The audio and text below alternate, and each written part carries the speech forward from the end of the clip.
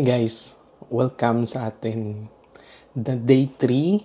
So here in our Fukuoka travel. So today magtutour tayo. So kinuha ko sa Klook na tour itong Kitakyushu and Yamaguchi one-day tour from Fukuoka. So yung itinerary natin for today is itong Mojiko Retro.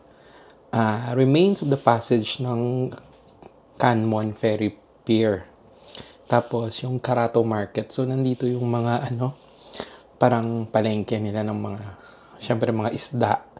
So titingnan natin. Though hindi ako kumakain ng sushi, pero let's try later na kumain ng sushi. Syempre bibili ako ng soft drinks kasi baka ma-dual-dual ako doon. Pero itatry. Tapos yung sa hapon is itong Chonoshima Bridge. So, maganda yung view nito. Nakita ko na to sa mga vlogs ng mga ibang content creators. At subukan natin din kung maganda rin ma-justify ng camera. And then yung, mga 6:30 siguro balik natin. So, I hope nga mag-enjoy ka mo. Kag, manamian ka mo sa mga views na makita nyo. And, so far, maganda ang weather today. So, I hope na mas nami ang experience naton. And also, thank you sa mga nanonood at sa mga nag-view ng YouTube entry ko. So, continue nyo lang and I hope na mas maging masaya kayo doon sa makikita nyo pa sa mga future na mga content. So, sige, samahan niyo tayo. Baba na tayo. Pupunta na tayo doon sa may assembly area. Doon malapit lang sa may Hakata Station. So, let's go! So, lumabas na tayo ng hotel. And malapit lang yung natin, assembly area. It's already 7:48. Pero 8:10 pa naman yung namin meet up doon sa may Lawson. So, I hope nyo makita kung gaano lang kalapit siya.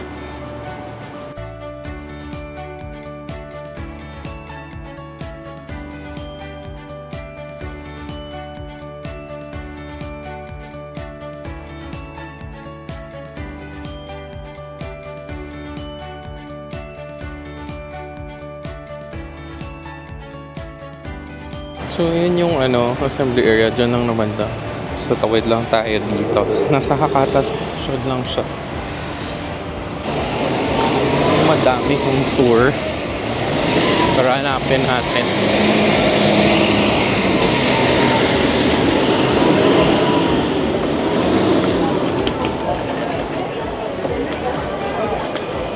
Kasi magulo.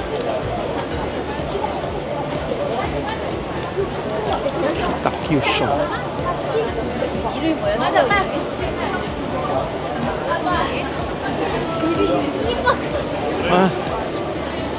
JRT.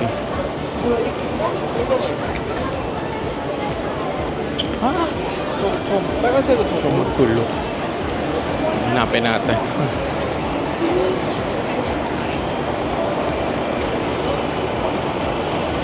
Kitakyushu.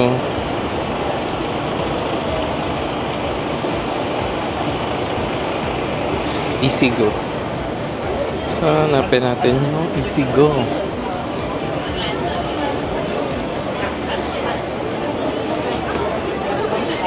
Wala.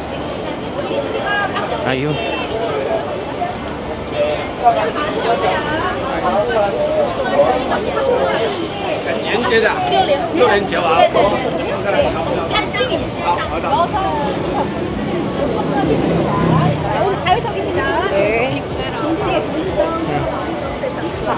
Sumimasen, Kitakyushu?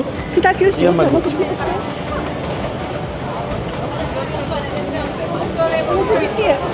Okay. Thank you. So, mag-aantay tayo. Nakikita nyo. Yung iba, nakapalis na sila. So, ito na lang konti. So, yung sa amin, 11 yung nakalis. Pero parang group. So, more of 21 kami daw lahat. 27. So baka bus to. Ayan yung sakayan.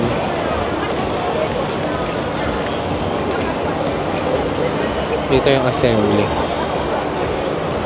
I-update ko. Ito yung Orient something hotel. Sakay ng bus.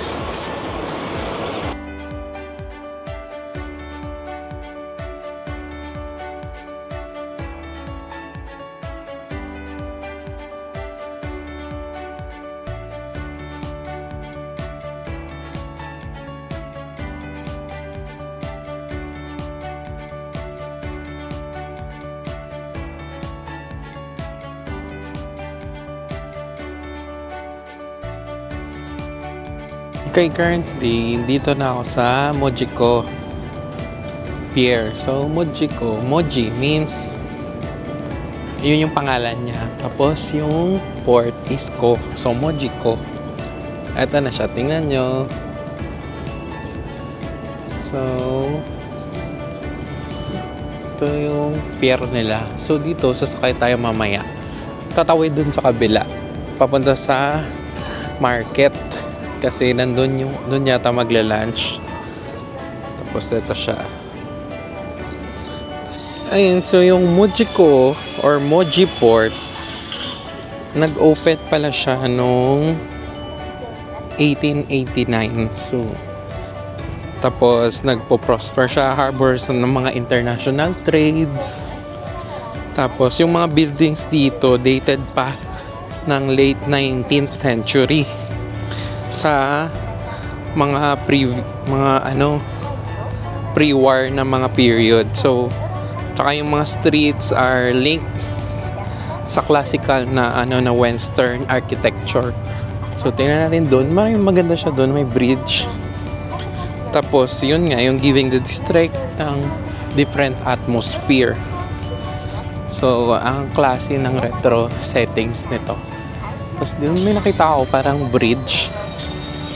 Ito yata yung parang umaangat at pag may dumadaan na parang mga barko or bangka, parang pagtatawid siya doon sa bridge.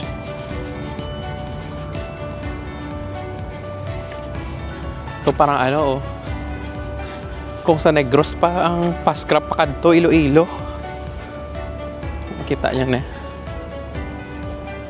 So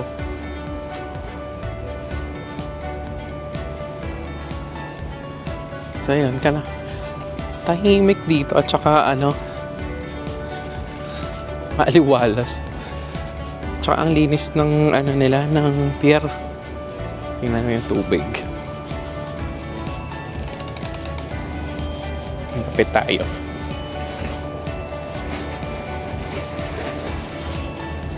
Diba? Ano sinabi ng bread ko ng Bacolod?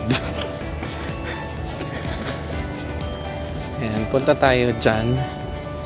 Kasi, sarado kasi may dumaan. So, sakto pala to.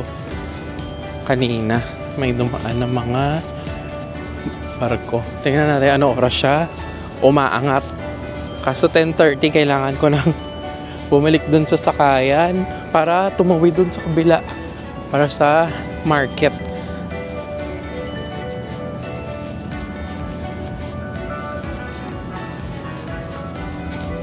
So, base dito, ayun. So, yung rising niya is 10. So, tapos na pala. Hindi na ako abot kasi mamaya 11 eh. Picture na lang tayo dito mamaya. Ang ganda.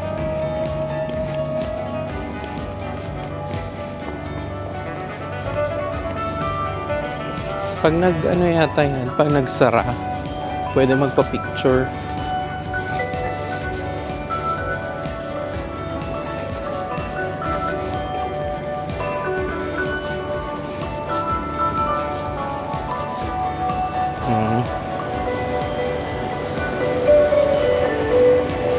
Yan, tignan. Maabutan pa natin pagsara niya.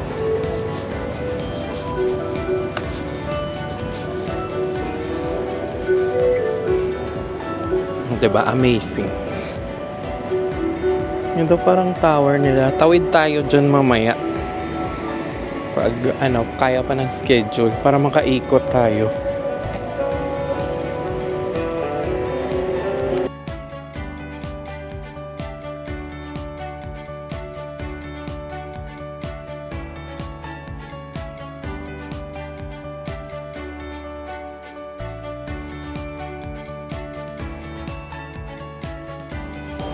So, ito pala yung Kanmon Strait.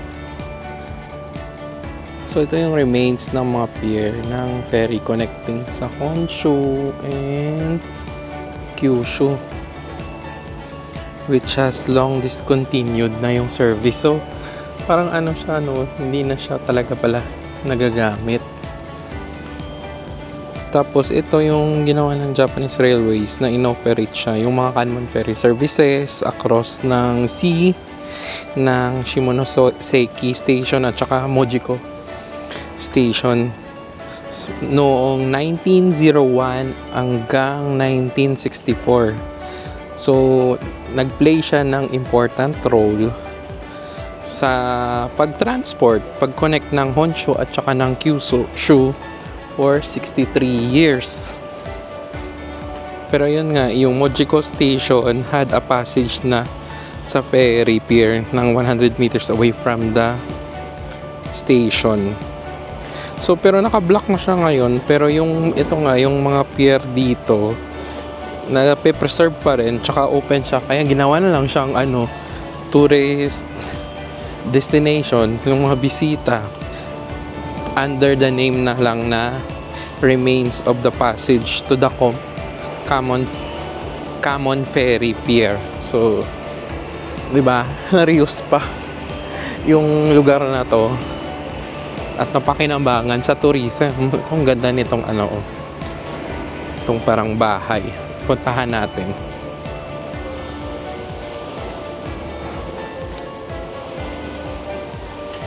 Yung mamaya pupunta tayo dun sa fish market nila. Yun yung mga 10:50 na lang kasi 10:28 na eh. Late na ngayon sa Karato Market. Kailangan ko muna ma-maximize yung ikot dito. Sayang eh. Hindi na kasi babalik dito after ng lunch. Didiretso na dun sa isa ng 12:20 dun sa susunod na destination. Ayan. Tingnan natin to. So ito yung nakita ko kanina. Ito yung Dalian Friendship Memorial.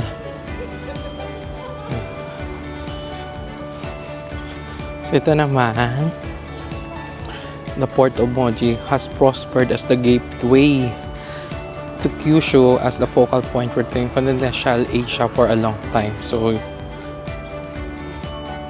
ayan. Tingnan natin dito sa likod. Ito may park pa pala dito. May punta tayo sa park.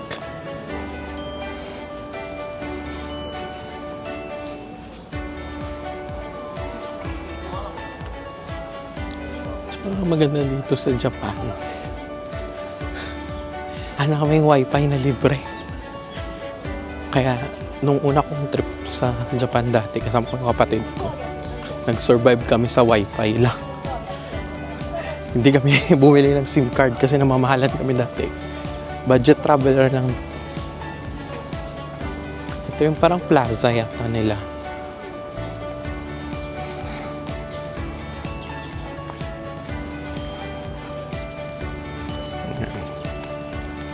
Tapos nito,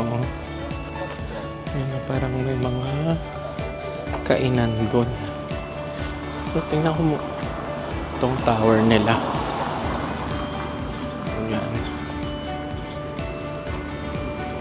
So, tawag nila ito yung Mojiko Retro Observation Room. So, yung observation room is located sa top floor ng Mojiko Retro Highmark. So, high-rise apartment designed by Kurokawa Kishu, a representative ng Japanese architect.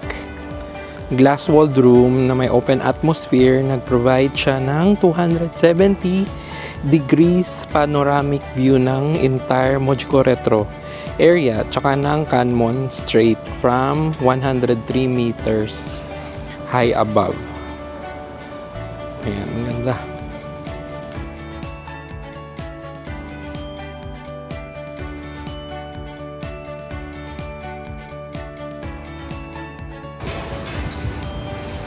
So, punta tayo ng ferry. Tatawid na tayo sa market. 10:50.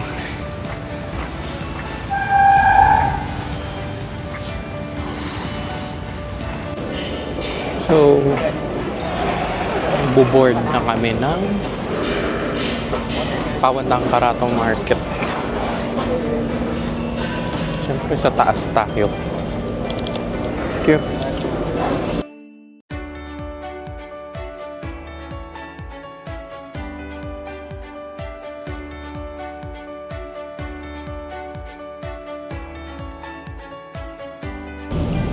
Bye-bye.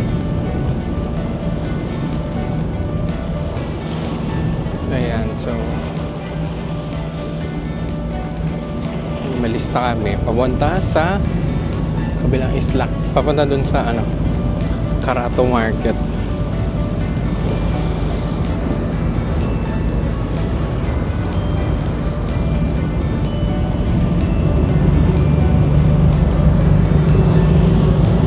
Ganda ng panahon kasi hindi mainit, pero for sure sunog. Kailangan lang naka-sunscreen ka kahit sabihin mo walang araw. Kailangan magsa-sunscreen ka talaga kasi mangingitim ka pag uwi mo nito. Sure ako doon. Ganda. Ganda experience. Ba?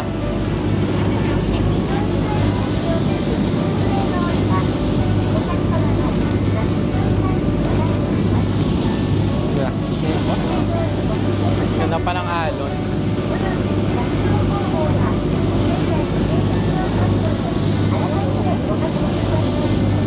Ano lang tong mga 5 minutes, less than nga almost eh.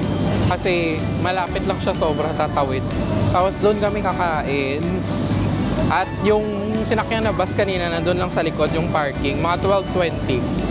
Kailangan makabalik na doon kasi yun nga, pupunta kami sa next stop pa na tourist destination. May dalawa pang pupuntahan. So, dito na tayo. Mabilis lang, 'di ba? And Carato Pier.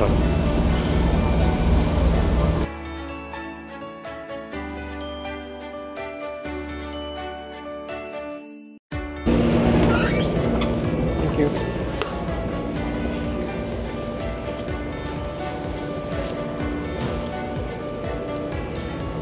Bilis lang.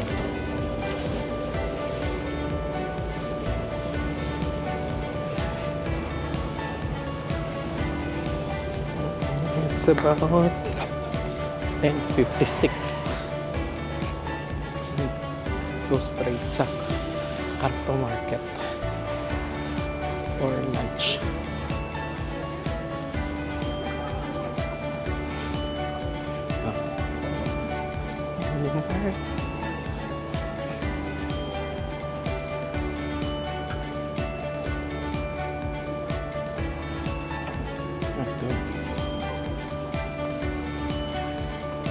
Yun, mali.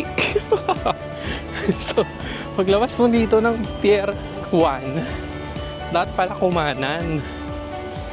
Papunta dun sa Carato Fish Market. Ayun.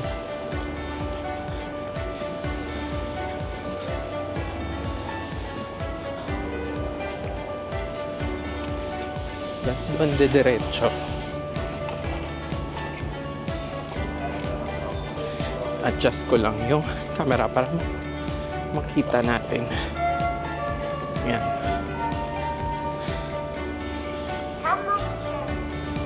So, may nabasa ko dito regarding sa Carato Market. So, ito daw yung Carato Man will engage all your senses. So, all this lively market in Yamaguchi, local fishermen men sell that freshly caught fish at very reasonable price. So, Karato Market began as a street market in 1909. And now, it's ships mga isda all over Japan. So, although yung focus ng market is seafood, you can also buy other local seasonal ingredients since may mga farmers din na galing sa Yamaguchi and then surrounding area ng mga shop. So, yung quick facts regarding dito is yung the view over the Kanmon Strait is stunning. Yun kasi puro siya kasi building yung kabilang side. Tapos you can try delicious mixed seafood dun bori rice bowl or buy individual piece of sushi. Oo, yun yung nakita ko sa mga vlog entries. Pero ang alam ko, yung mga butete talaga yung sikat dito kasi natatanggal nila na yung lason. So tingnan natin sa loob. Yung mga kainan din siya sa gilid. So kung hindi ka kakain dun sa loob, madaming nagluluto. Kaya yung sinakyan natin kanina. Ayan, cute nito. Ayan, puffer fish. Yung design ng lanterns nila. Ayan, puffer fish or mga butete sa Pilipinas. Sa Cadiz meron nga Buriring yung sa amin, yung tinitinda dun sa Cadiz. Pag July, ayan, tingnan mo, 3 butete. Ang cute, diba? Picturean natin. So, ito yung sabihin, Karato Market. Ito yung pinicturean kanina nung guide. Akala ko yung sa parking. Yung market mismo pala to. Ayan. Kaya tingnan nyo yung logo niya. Alam ko may malaking butete dun sa loob ng parang sculpture. Well, hindi yung sculpture, parang kahoy lang din naman siya. Pero ito yan.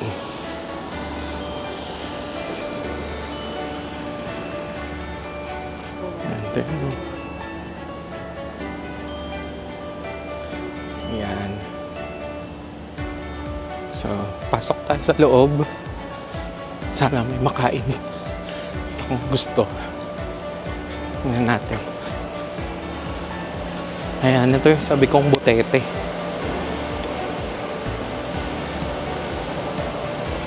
Diba?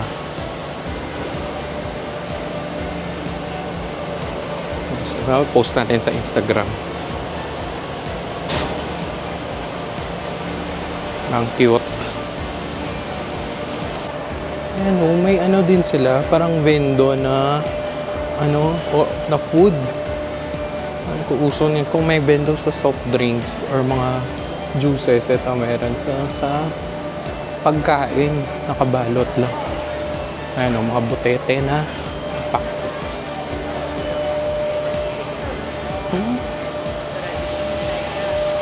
Ang ganda ng design. Ang ganda ng pagkaayos.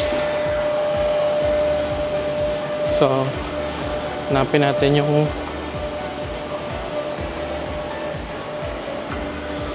nagbebenta.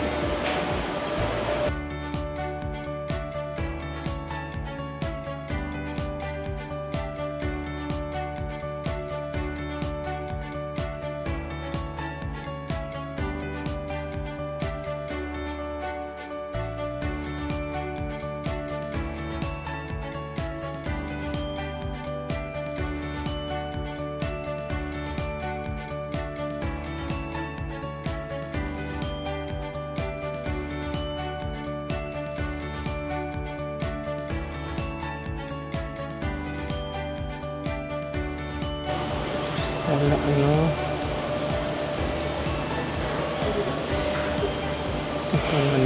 prawn tsaka fish.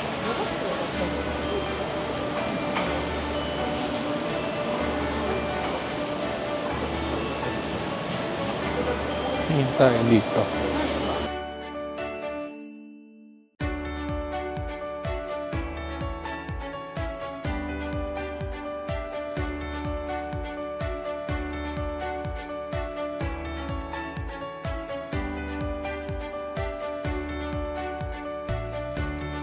Wala nang benta sa loob. Tapos na siguro yung ano nila, yung market hour. So, ending. Hanap tayo dito.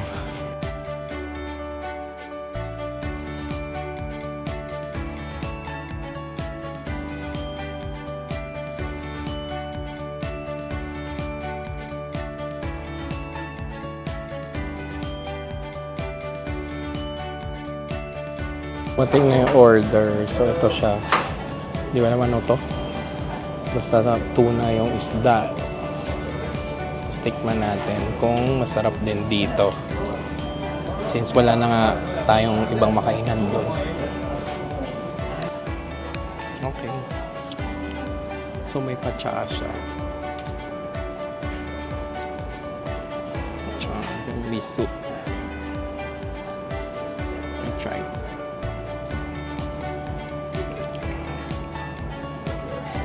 Okay, so isda, fish miso. Tapos ito fish ha.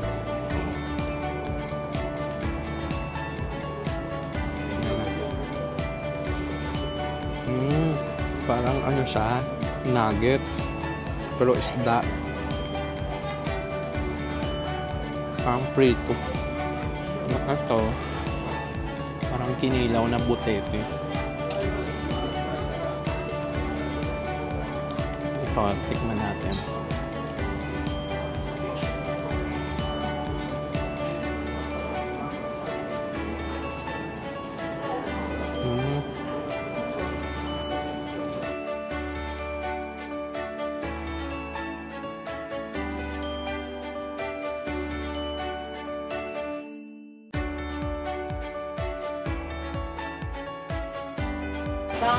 Thank you. Thank you. Big you.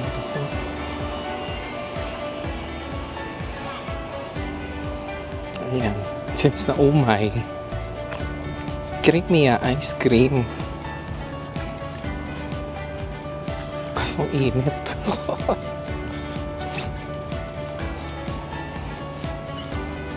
Ito na lang.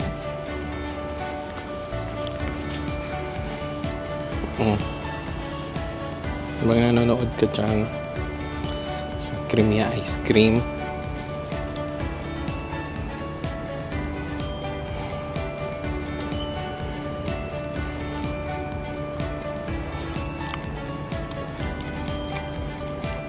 masarap na talaga. The best. Yung creamy ice cream ng Japan, tikman nyo. Sarap.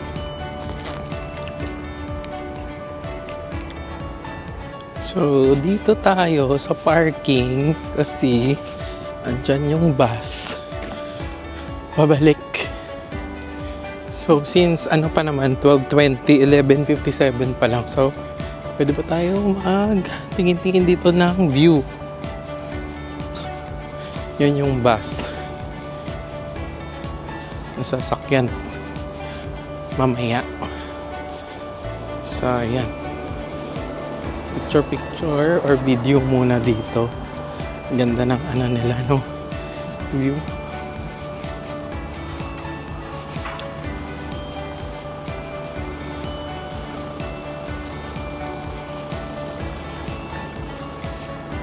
So, ayun. Pwede ka mag-emote dito. Ganda.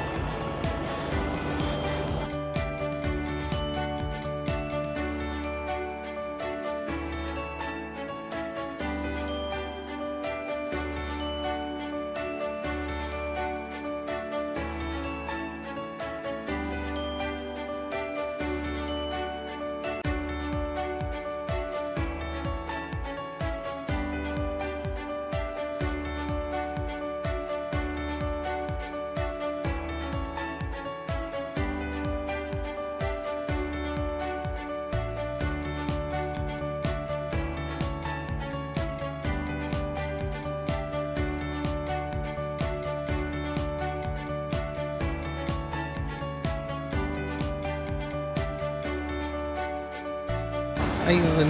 So, bridge spanning over an azure seas that leads to a sunny seaside resort. So, ready na kayo. Tingnan nyo kung gaano siya kaganda.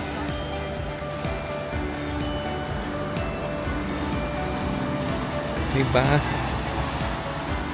Ang sabi pa, located siya at the northwest coast of Yamaguchi Prefecture. So, ibang ano to. So, izo-zoom ko siya para makita nyo lalo. Tapos, dami na palang TV commercials na gamit dito. One look and you'll see why. So, maganda siya talaga. So, ay, grabe. Pero, yun. Ang linis. Tsaka, ang ganda ng kulay. Sobra. Ayan. So, ayun. Mag-shoot din ako for Instagram. Tsaka sa TikTok. Ayan. Hope you enjoy at nabusog kayo sa view na to. Kasi ako, na-enjoy ko din siya. Diba?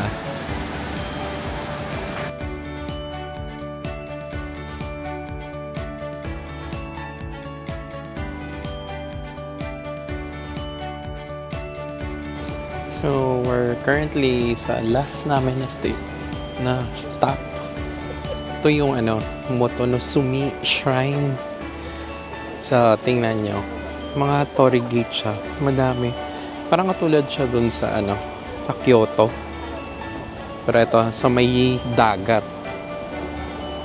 Kaya, tingnan nyo. I-zoom ko para makita nyo. Okay, tanggalin ko yung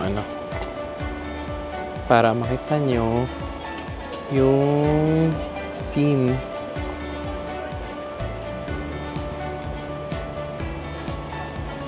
Yan, times 1.5. Yan, yung Motonosumi Shrine is one of the 31 most beautiful places in Japan. So, ang shrine na to, remarkable kasi yung location niya is yun nga. Nasa striking contrast between the red of its gate at saka yung cobalt blue of the waves. Yan, nakita yung dagat. I-zoom pa natin. Bababa tayo dyan mamaya. Tapos, ginawa to kasi in honor sa White Fox Spirit, to whom visitors prayed for financial success in fishing, and safety on the seas. Nowadays, a wide variety of wishes are fielded by the fox god, including good fortune and wealth, childbearing, marriage, traffic, safety, success in school. So, ayan. Mag-wish nga tayo, baka lumaman tayo dito. Dumami yung natin, subscriber, at sumikat yung YouTube channel natin. Sige, yun yung i-wish natin.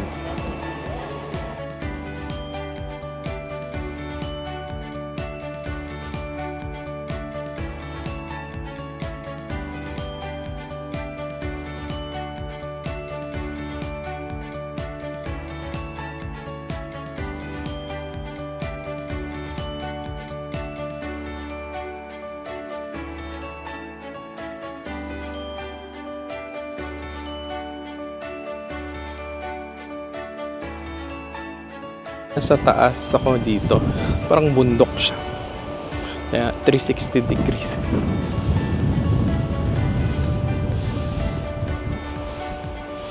Mahangin lang sa taas. At saka malamig yung hangin.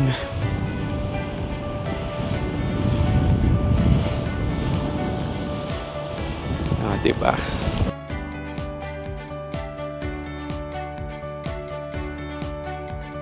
So, nakabalik na kami ng Hakata. Tagal ng uwi. 6:56 PM na.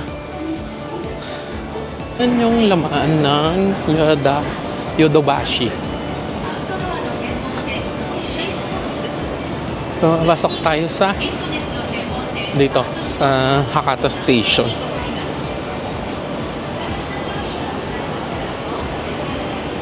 Pero plano ko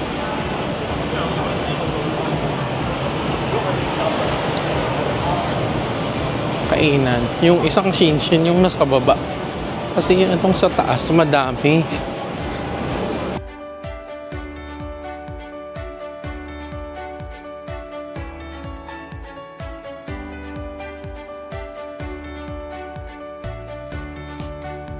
Yan.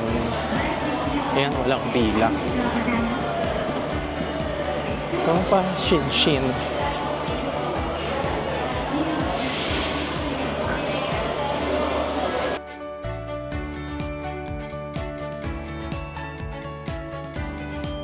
So, tapos na tayo mag-dinner. Uuwi na ako kasi maaga ulit bukas. So, ayan, sa walking distance lang. Tapos tingnan nyo, ito yung way pa-uwi. Ayan, lalakad lang pa.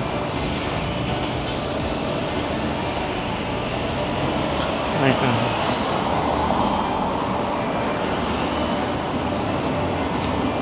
Itong hotel na to, yung Forza. Ano din to, maganda. Kaso nagmahal siya kasi nung October na mga book. Kaya pala yung hotels dito sa Puka, nagmahal siya nung binubook siya for October kasi may holiday sila ng October 30 hanggang November 4 or 3. So, kaya yun. Tapos, pag nagbubook kayo ng hotel dito, tapos mag-check-in na kayo, may sinisingil pa ng city tax sa sa inyo. So, parang 200 yen per night siya. So, kung ilang nights kayo, pag more than 1 month yata is 500 yen per night yung singil. Bibili tayo sa Family Mart. Kasi, mas gusto ko na yung egg sandwich nila. Mas masarap. At saka mas, yung laman, madami.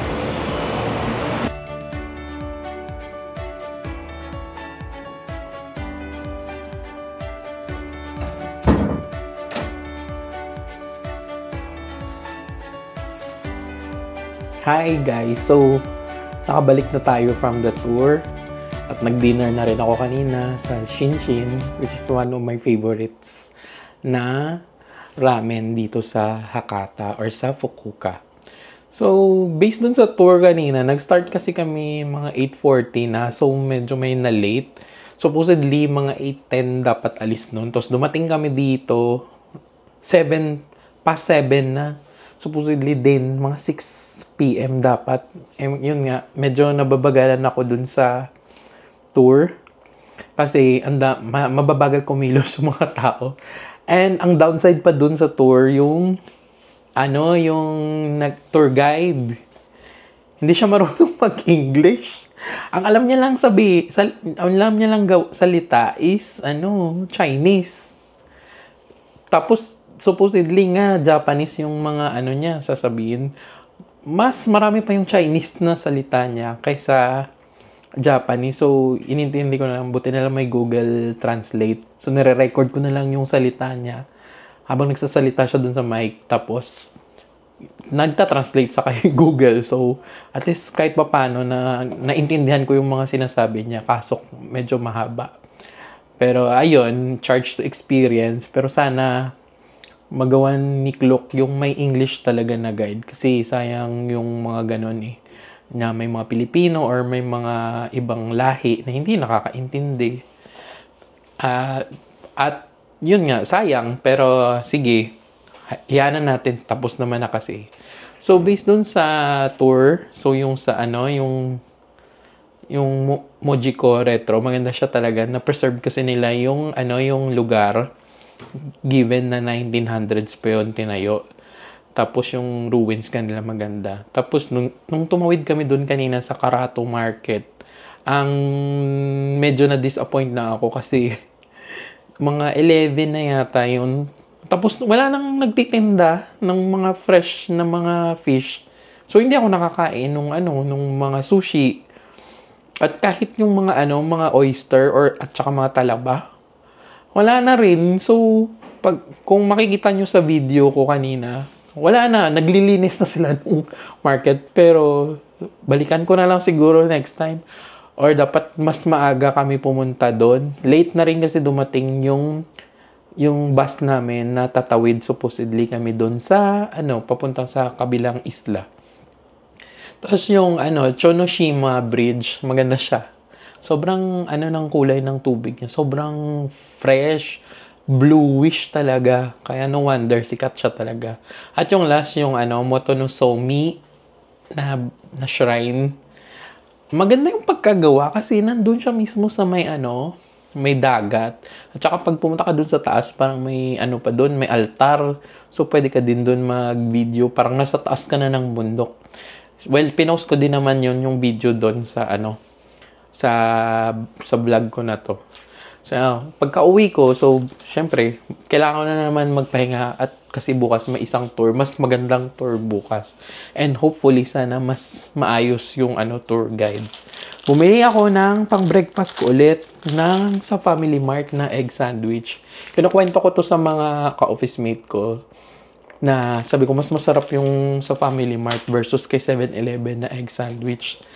And ito, sabi nila, itong Yakult na to, yung Y1000, nakakatulong daw to sa pampatulog. Ewan kung makakatulog. Sana makatulog ako maaga kasi may insomnia nga ako. Tapos, isa din sa mga gusto ko dito kainin, itong ice cream. Vanilla flavor siya. Masarap din to. Kaya, minsan salit-salitan sila nung mochi, tsaka ng nitong ice cream. Tapos, nag-Gio ako kanina, pero wala akong nabili kasi wala nang mga t-shirt. Puro pang winter na yung binibenta kasi nga, change na sila ng season. So, ang nabili ko na lang dito, nakita ko lang to sa TikTok, yung Vaseline. Sobrang liit nito. Kaya, gusto ko to kasi parang handy mo siyang dadalhin, yung Vaseline na to. Tingnan nyo, maliit siya sobra. So, 100 yen siya. Dalawa binili ko. Tapos, yung isa, titikman ko kasi nakwento kasi ng kapatid ko na yung grapes nila na parang mga candy, masarap sa. So, binili ko din to sa Daiso. 100 yen din yan. So, ito lang yung binili ko. Ito pala, may isa pa. Since nagkakaroon kasi ako ng chopped lips, nagsusugat agad, mabilis mag-dry. Tatry ko tong yung Sika niacinamide siya. Pero anong tawag nila dito? Parang moisturizer siya. Lip gel, yun, mas tamang. Yun, namo-moisturize niya yung lips mo. So, lip gel. Kasi kung hindi nakailang beses na kasi ako maglagay ng Nivea na lip balm. Mabilis siya magda-dry ulit. So, nasusugat yung dito ko lagi. Ayun. So, bukas, abangan nyo ulit yung next ko na i-upload kasi for sure, ma-amaze kayo sa nature dito sa Japan. And hopefully, mas madami pa tayong ma-share dahil yan sa sa subscribe at saka pag-like or feel free din kayo mag-comment kung ano yung feedback dun sa vlog. Ayun, para ma-improve pa natin din. So, pasensya na kasi bago lang din naman ako. Tinatry ko pa lang yung passion na to. Kasi madami nanghihinayang na nagto-travel tapos hindi ko na share. So, ito na yung time na sinishare ko na yung experience ko. And hopefully, yung mga iba kong nagawa dati, ma-share ko ulit pag napuntahan ko na siya. So, anyway, magpapahinga na ako. See you na lang din tomorrow at update ko kayo sa mga susunod pa na mga entries ko dito sa vlog. So, have a nice day. Ako, have a nice night na siguro kasi matutulog din ako ng maaga para bukas. So, yun lang for today. Bye-bye!